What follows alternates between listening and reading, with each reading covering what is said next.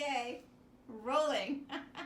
Hello, everyone. Yeah, I thought we was trying because we didn't take down the drink, and Una said like, "Oh, look, it's like Morocco in here." It's like absolutely. So I thought I'd start the video giving you pillows in Morocco. Anyway, okay. So today I'm gonna be doing the Firefly. I was just commenting on this with Una, who's filming this video. I was just commenting how this was in my training. This was a foundational haircut. You had to do literally this haircut. So Firefly is a firefly, like it's what it is. And Dorothy Hamill in the 80s is famous for wearing a firefly. A lot of people had them. A lot of the perms that happened in the 80s was that. Now, in showing you this haircut and in having you do it, number one, it's the next step up from what we did last time, which was a true, a different type of classic round graduation with a really strong outline. This is a little bit of a shorter version, and you'll see it stacks up a little bit more. Really great on curly hair, really great on straight hair too, actually. Any graduation technique will be good on straight hair because it's the only hair cutting technique that actually you can build volume because of the stacking, right? When you layer, you collapse shape. When you graduate, you build it. Anyway, so this will be something good for you all to see, and just know that this was something that it was like we used to call these live models like unicorns. Before, like, that was the thing where everybody's like, oh, unicorn, like it was like 20 years ago, and we'd be like, oh my god, it was like a unicorn, because like it was so hard to find the model who would actually want the classic version of this. So we would be passing them down for like the entire training program. So this is the classic Firefly. I am going to do a slightly longer version because, just so you can see it, a classic Firefly, as you can see, I have sectioned off, right? I have a slight back horizontal. These sections should look very familiar from last time. They're actually almost always exactly the same. The way we're going to operate them are a little bit differently, okay?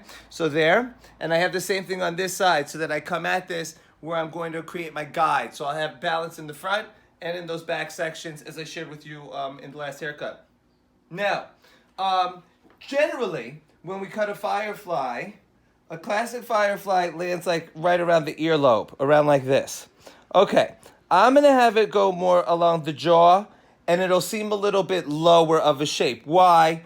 Because next week, I wanna do the Louise Brooks graduated bob that's up here, and clearly if I already cut that, we won't be able to actually do that entire technique. And I want to make sure that every technique we're able to do in totality, okay? So we're going to have it matching your jaw, or the jaw of the mannequin. Cool. So again, if this was a person, if this was a client, which I've cut this on clients actually, if this was a client, I would be cutting this on their neck, but we're with the mannequin, so we're going to remember what we were doing before, right? We're cutting in the comb. So see how my comb matches my sectioning? There we go. There we go. All right.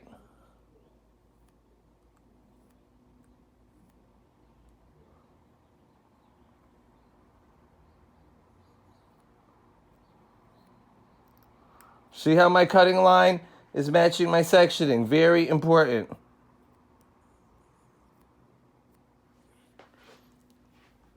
Now we move to the back.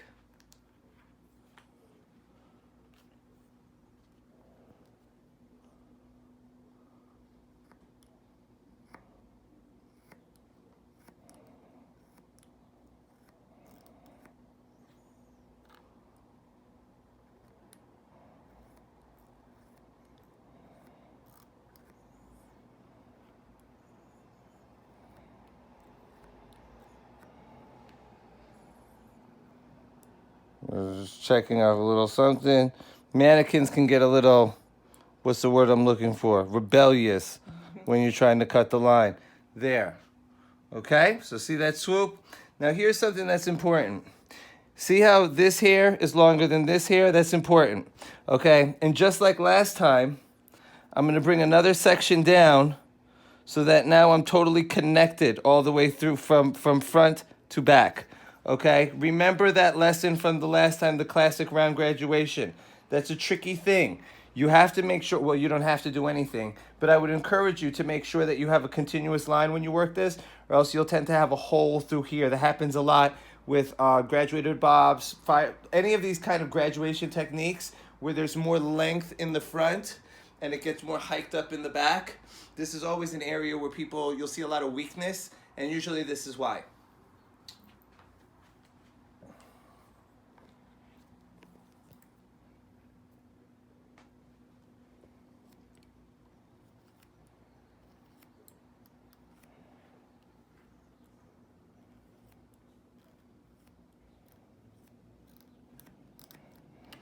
Remember the lesson of last time too. This is going to be relevant here as well. Remember the lesson of this muscle right here. As we're working this technique, you will see you will not be able to cross this muscle on the opposite side. I'm going to start on the right side and move to the left, then left, right? As a right-handed cutter, I want to do the most of my work on the right-hand side. The left-hand side is awkward. That's why I always start here and move to this muscle as opposed to starting here and moving to this muscle. That's smarter, not harder. Right? But remember, when you cut past this muscle, you wind up cutting a hole into this side.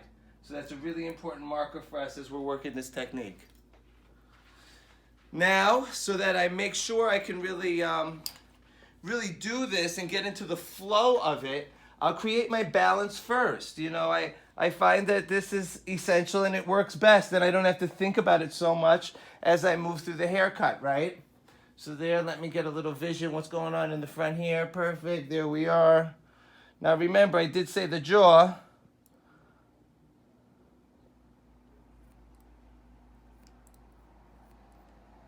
And remember, as you're cutting these lines, you want to be retracting those scissors. There, a little bit longer, but that's okay. Longer I can cut, shorter I can't grow, right?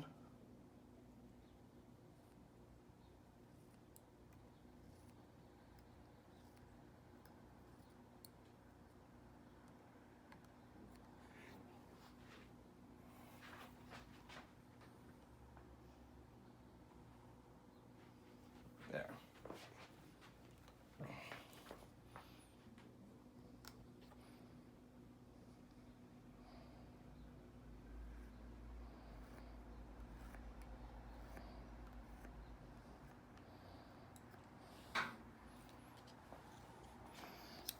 There, bring down that second section so I have a continuous line. And I can actually get another piece from the other side so I can achieve balance as well. See? And so I can actually move up, and then I can make sure that my back is set up for balance from left to right. That's another marker I can utilize. Because in the end, it has to match the other side.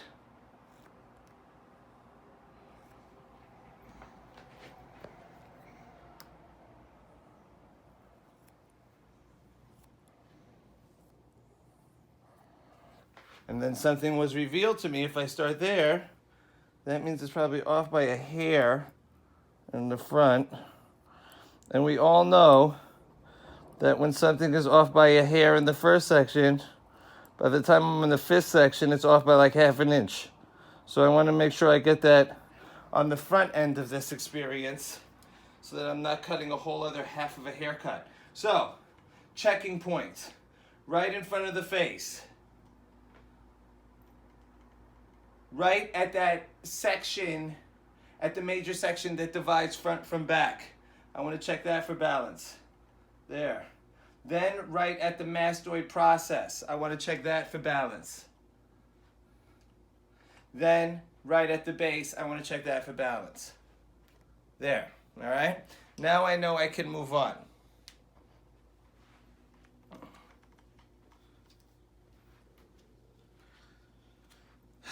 Okay.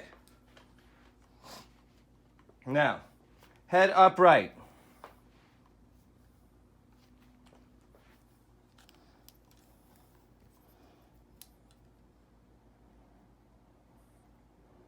There. Back diagonal. Or back horizontal, sorry. The difference between back diagonal and back horizontal is any pitch of a section that is 44 degrees or less, right? 44 degrees to 0, 0 is a horizontal. 45 and above would be a diagonal, okay? So when I talk like that, that's what that means. Obviously, it gets more and more subtle as you're in the 40s, but just know that it's kind of like graduation versus layering. Once, if you're graduating, you have to get off on the 89th floor. The second you hit the 90th, you're layering, right? So those areas, it can look softer or heavier, but there is a definitive drop-off point.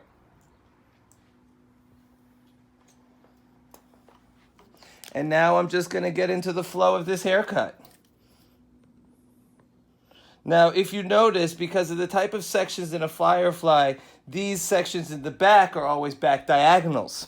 So what will tend to happen is there'll be an area of weight that winds up accumulating in the center back because of the diagonal sections, unlike the classic round graduation we had last week that was really truly moving straight around the head. That's one of the major differences between the two. And remember our clocks, right? Here, there.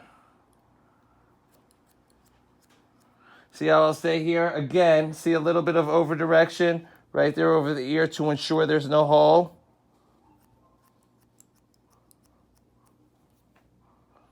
Then from here, see how then I step right over here. So I kind of miss this. Well, let's do that again. Una, stand over here. So I'm here, see my footwork? I skip this step, which is truly round, and I go straight to this one. And then I can grab my section. See, and then I preserve a little bit by that ear area in this moment. When I move into the next section, you'll see I don't skip that middle step. I will take it. Okay?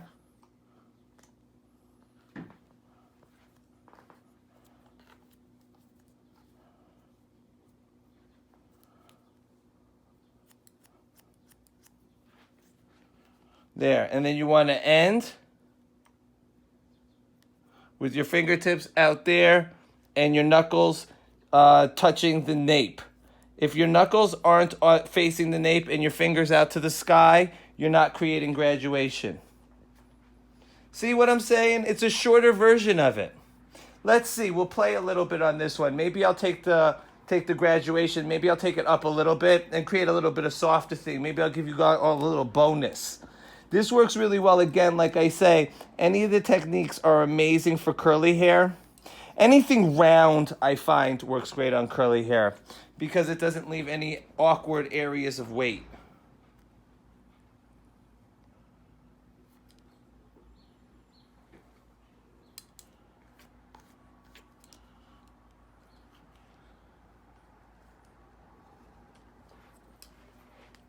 There, back to where you start, right?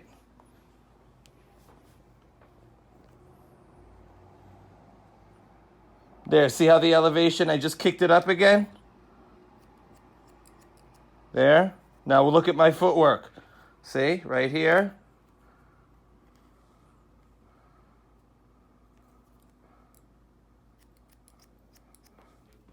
Footwork.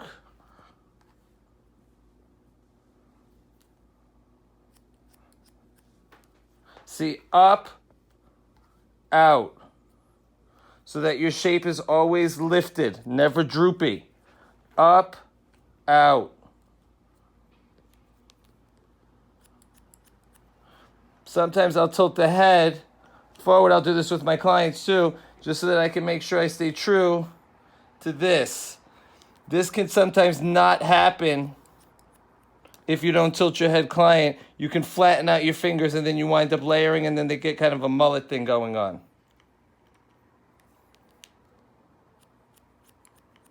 See? Fingertips to the sky, knuckles to the nape. Shorter to longer.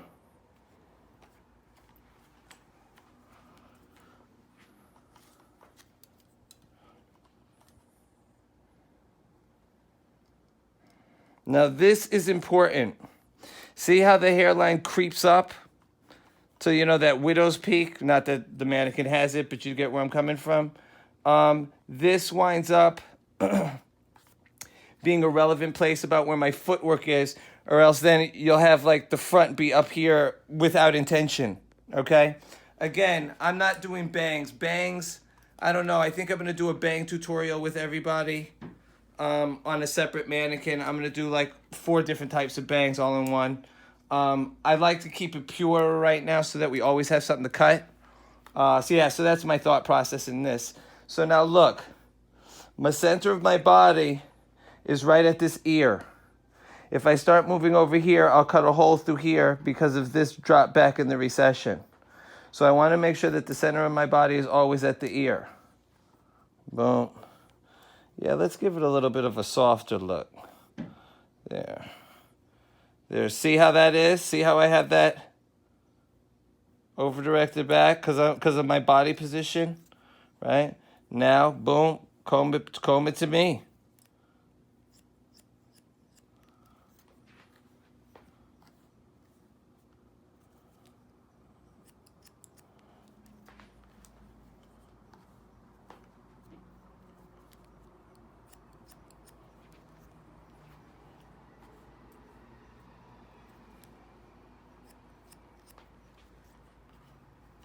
See how I'm always combing up, lifting up that shape. I really can't stress that with your combing when you're working your graduated techniques.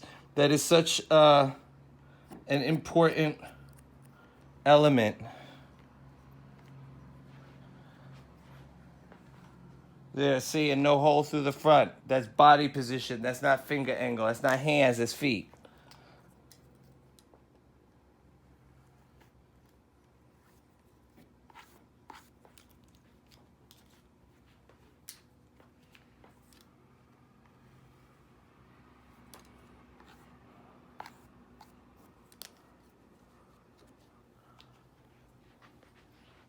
There, remember center of the body at the ear.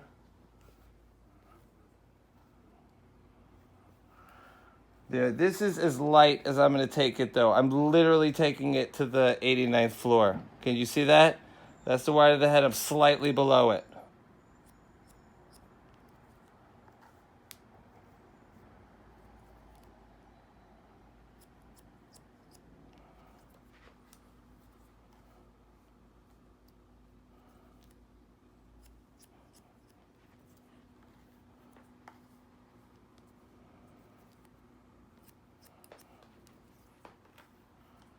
As you can see with the movement of the camera,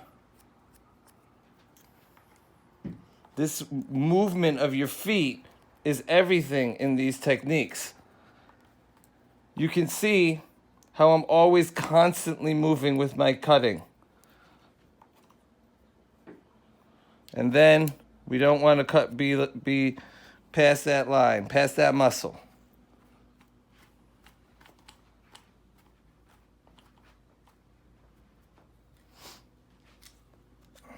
Starting to see that shape build up. And remember, I left the front a little bit longer on this, so it'll look similar to what you cut already. But the back will look different, which you will see. And I think you're already experiencing it because my finger angle is matching my sectioning. So you can see a little bit of a difference in the way that works. Now remember, I gotta just keep remembering where my last elevation was. There, see that? Strong guide. That means that's my spot. There. There.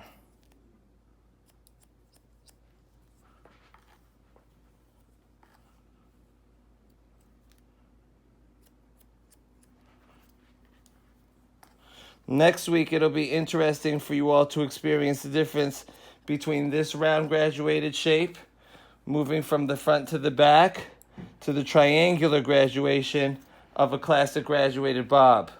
That'll be interesting. That's definitely one of the hardest haircuts I've ever cut, actually, is a graduated bob, a classic one. Can you all see a little bit of that kind of wedge going on in the back? You'll see it when it's dry if you're not seeing it now.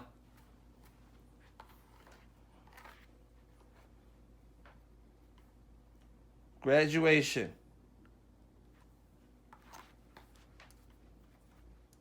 Graduation.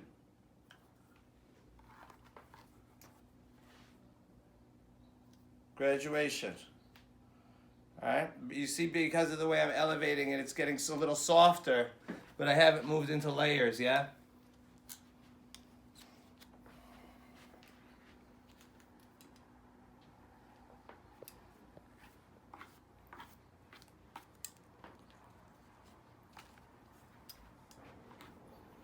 And remember, center my body to the ear. So I over direct that front to me. There.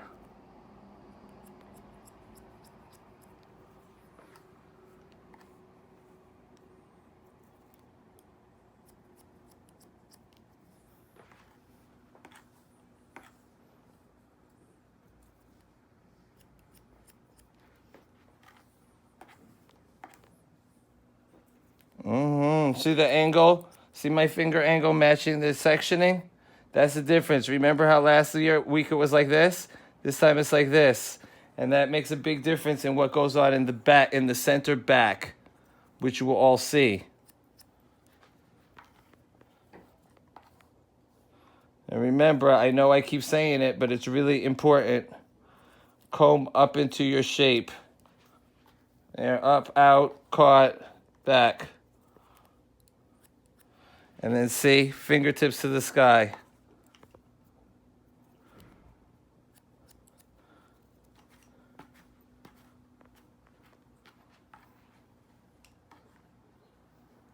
See, you'll see there'll be a buildup of weight right here at the end of this. Kind of go like that.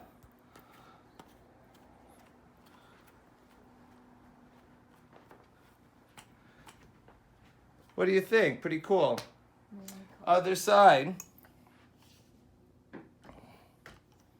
See, and again, as a right-handed cutter, that's why I'll always start with this side, because that's the easier side. Where the scissor tips are going, it just flows. When I'm actually fighting the other way, it's harder. The body mechanics are more difficult.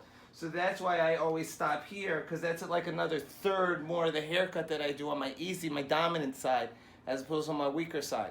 So that's why I choose that. It's just a mentality of smarter, not harder. If I was a left-handed cutter, I would do the opposite, because they have a different journey, right? They're moving this way. As a right-handed cutter, my scissor tips are moving this way.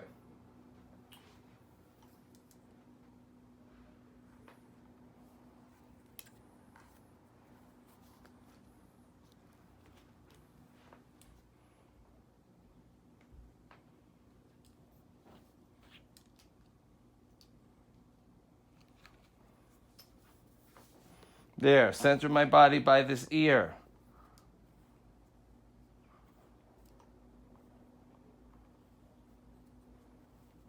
Making sure those fingertips those fingers are matching my section. Really important. There. See, and I stay stationary so that I bring that front to me. See that? Particularly important on this side. If you don't do it, you'll be over here and you'll wind up rounding it. Right? There, stayed here. Now remember, I skip that middle step and I go straight to here. There, finger matching my section. Finger angle matching my section. See? And look at how much smarter and not harder that is. Now I'm over here. Oh, look at that. On this side, a couple of pro tips I will give you that I'm being reminded of as I'm doing it myself right now. Pro tip number 1, lower the head. Pro tip number 2, tilt the head away from you a little bit. It helps you to get into here. So you want your knuckles going to the sky and your fingertips hitting the nape. Okay, that's the whole vision, right? And this will help you achieve that a little bit better. At a minimum, there. And the other thing you want to make sure of in that moment is you got to keep track of where the head is, right? So when I'm doing this in the salon, actually, I'll do the side upright, and then I'll move their head slightly off to the, I'll show you. This is more, pictures speak 1,000 words, you know what I'm saying? So, there you go. We're gonna utilize that. Okay, check this out. Uh-oh, clip down. All right, there. Okay, here, right, that's my front, right? Remember, center right by the ear. There. There. Make sure this is lifted. There. Yeah.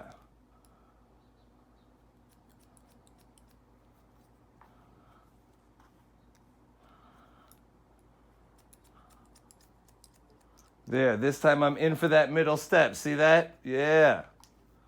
Right here. That gives me the full round. Now this is what I mean. See that? It's like a pit, tilt, like move the head like to the side and down. And then see, then I'm able to really lift and execute that technique dead on. There's certain things, and a lot of them being shorter graduated shapes, to be honest with you. When you're working shorter graduated shapes, you'll find that the head position of the person you're cutting them on becomes more and more important. To be honest with you at this point, and now I say this from the perspective of having cut hair for 20 years. So please don't be like, oh, you resaid. No, right? And when I'm cutting long hair, somebody wants to cross their legs, whatever. I could actually compensate for that at this point. And I can still actually operate the technique, right? When it comes to graduation, if their head isn't in a certain way, your fingers will always flare out, and you'll always wind up layering it instead. And you'll wreck the weight, and you'll wreck the buildup of it, and you'll be really collapsing shape, not building it up. So you'll actually be doing the opposite of what your intention is, and that's where it starts moving into a not good direction, right? There, center, right by the ear. Remember, and we were making it a little bit softer. Remember this. See how it's important to keep track of this in your head, right? See, and that front bit that comes to me. I don't go to it, right? You see my finger angle matching the sectioning. There. Now that little half step, right?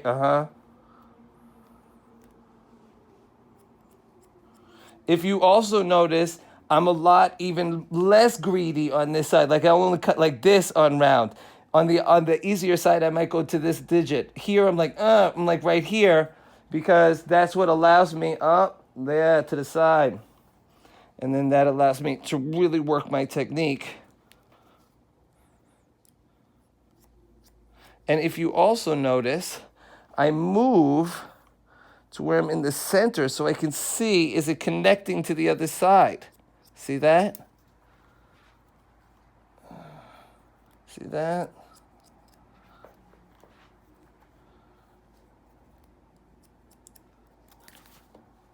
Comb down. All right, there we go. All right.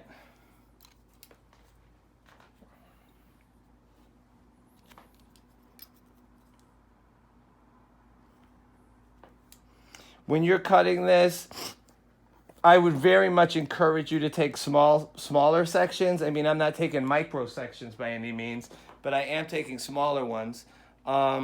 Bigger ones, you'll create steps when you're doing graduation using horizontal elevation or like this.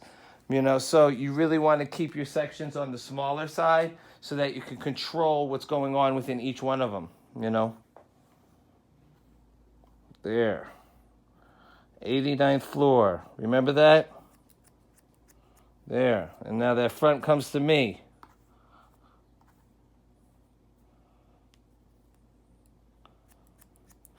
Can you all see how where your feet stay totally controls where you pull the hair? There.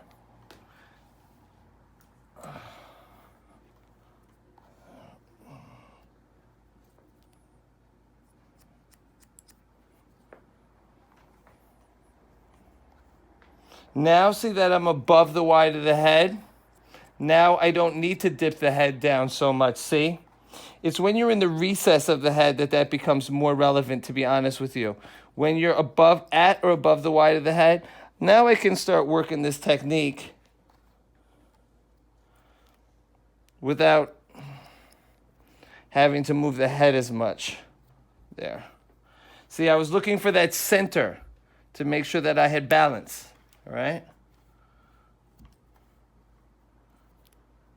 There, making sure everything is on point.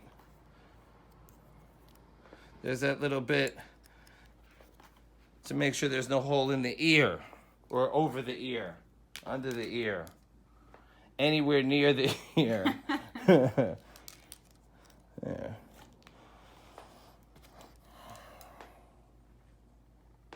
That's the thing I always appreciated, even when I didn't fully understand what I was doing with haircutting yet. I will say I always appreciated the flow of a round haircut. I cut a lot of things round. A lot of people that have worked with me in my career, my apprentices, that I've been so fortunate to have support me during my days, a lot of them will notice I'm always cutting everything round. What I will do is I will use my feet and this type of movement to create areas of weight. So I can when we look at round, here's something to be really important when we're looking at round. When you look at round, don't look at round like hula hoop. Look at round like rubber band, in the sense that I can move a rubber band. It could look like an oval. It could look oblong. It could be, do you understand? And within that, that's all round. The issue of round versus square is the continuation of line. So once you understand, see, and there's my center, I know that's right. There we go, right? So when you understand that principle, then you can start playing with your foot position so that you can create these extra areas or certain areas of weight where you want it to be without cutting a square shape.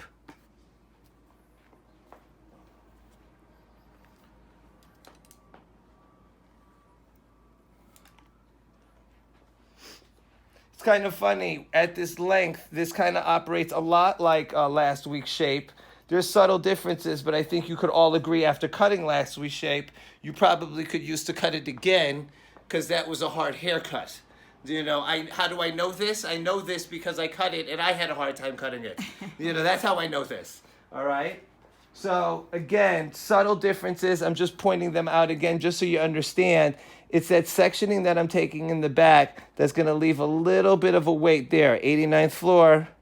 See how I'm always remembering where my graduation is, and I'm remembering my elevation even in the middle of me talking, which is actually pretty equivalent to if you were cutting this on a client, because they'd be talking and you'd probably have to be talking to them, much as you might not want to be. That's what would be happening, right? So it's kind of the same thing. You always want to engage, but you always have to stay present, you know, to what it is that you're doing.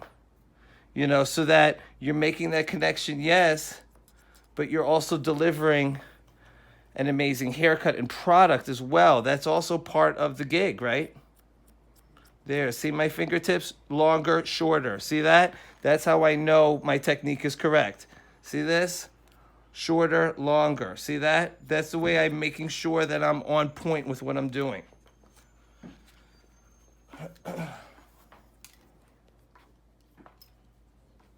There, 89. Feet stationary. Bring that hair to me.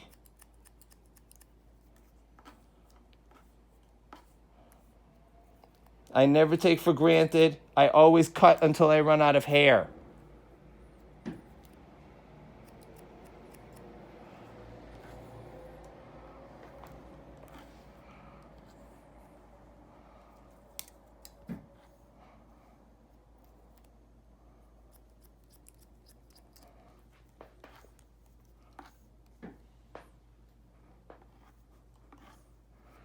This is something that one of my I had worked for this woman. She was arguably one of the best haircutters I've ever known. She was also highly unpredictable in her behavior. But so I watched, though I learned, and this was something she did doing this technique. She took a little section here.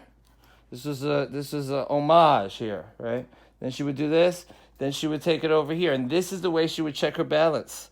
See here, there. See a little bit right there. Then she would do this. See, and what she did is she's checking it, what they call on the bias, right there. See a little bit right there. Then I move up a little bit more, make sure that everything is blending in and all connected. There, see? And then I know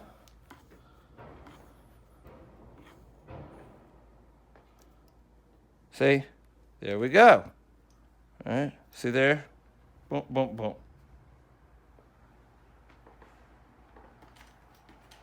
Right? And see that center bit of weight right there? Just so you can see it already. See that? And that's the difference. And remember, as I'm cutting this, you can cut a pretty dramatic shape out of this, actually. If you stay on this side, I do this with curly hairs with afros, where I've just been like literally here and then here, and I'll take my fingers down to the nape, and I just won't move my feet, and I'll keep bringing everything to there. And it creates a real dramatic wedge in the back. Always remember, feet control shape, hands control technique. I'm gonna get this dry for you. We'll peep it dry. I'm gonna outline the, I'm gonna go over the perimeter line. Maybe I might hit you with a little something a little bit more graphic this time. I'll see what I'm up to. I hope you dug it. I'll talk to you in a minute. Later. All right, so this is the Firefly finished. I gave this one a little bit more style, as you saw, you know, because I wanted you to see how it looked a lot like the Dorothy Hamill from the 80s, even with a little bit more length. Now again, remember, if this was at mannequin hair and then this was popped up to here, you'd have Dorothy Hamill, right? Look at the way it moves in the back. See, it flows to the back. Nice head shape, very graphic, a lot because of the length of it. You know, you pop it up, you get a really nice dramatic head shape, and then the back, you see how you get that kind of almost wedge-like buildup of weight right there? And if you notice, this shape is a little bit heavier than the one we cut last time.